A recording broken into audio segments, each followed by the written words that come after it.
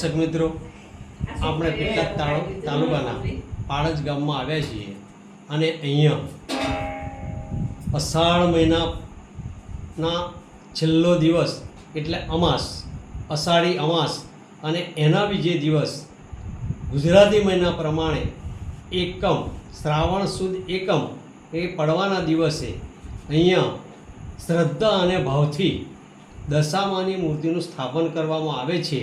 અને આપણે આજે અહીં દિનેશભાઈ પરમારના ઘરે આવ્યા છીએ અને ત્યાં દશામાની મૂર્તિનું સ્થાપન કરવામાં આવ્યું છે.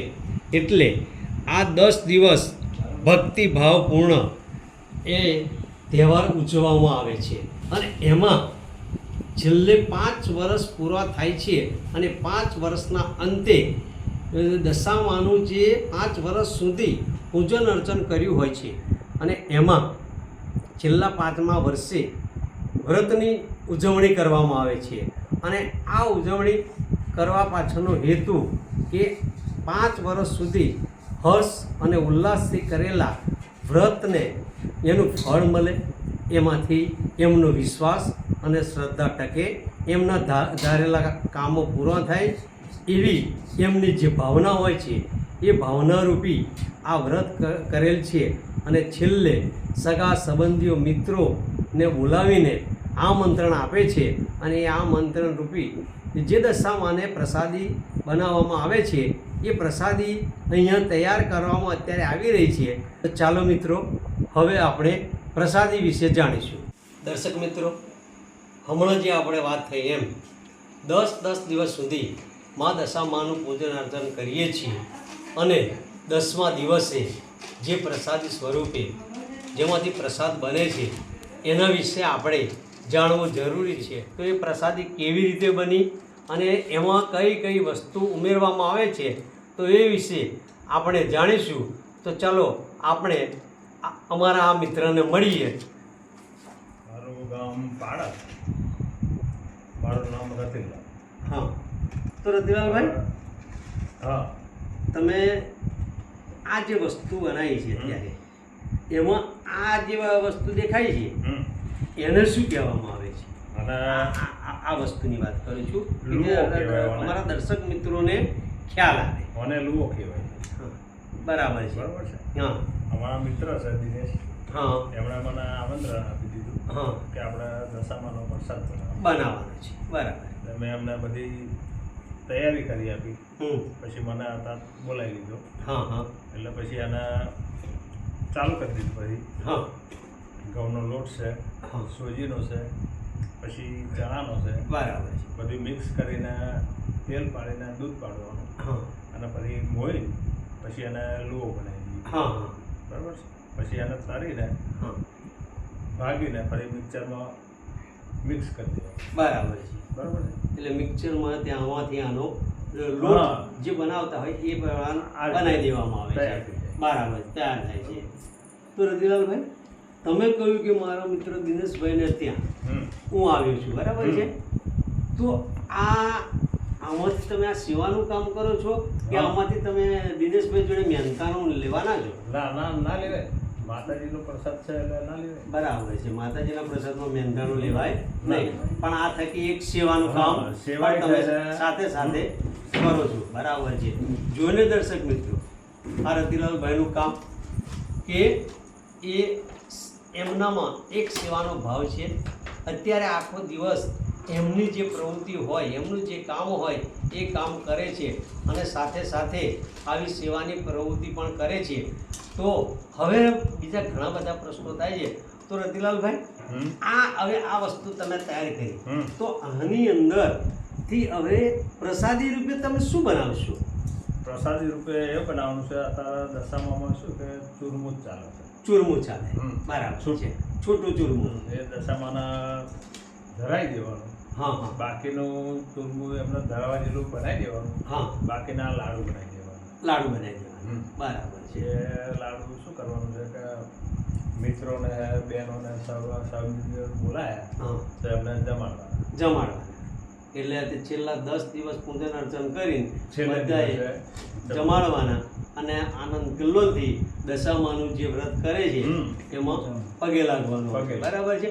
તો રતિલાલભાઈ આમાં આ ચૂરમું જે બનાવવાનું હમ. એમાં કઈ કઈ સામગ્રી વાપરવામાં આવે છે એમાં- એ અમારા દર્શક મિત્રોને જાણ કરજો, કારણ કે અહીંયા કઈ કઈ સામગ્રી વપરાય છે ને તો દર્શક મિત્રો જે લાડુનું નામ પડ્યું તો કદાચ તમારા મોંમાં પણ પાણી આવી ગયું હોય એવું મને લાગે છે, કારણ કે લાડુ કોને ખાવાનું કોને ના ગમે, બરાબર ને? તો રતિલાલભાઈ હમ. આ જે ચૂરમું તમે બનાવવાના પ્રસાદ જેટલું માતાજીને ધરાવવા માટે અલગથી લઈ લેવાના, હમ. બરાબર છે? અને એમાં તે પછી તમે લાડુ બનાવવાના છો, હમ. તો લાડુ બનાવતી વખતે એની અંદર કઈ કઈ સામગ્રી ઉમેરવામાં આવે છે એ અમારા દર્શક મિત્રોને જણાવશો. લાડુમાં ચૂરમા હા, એમાં કાજુ આવે,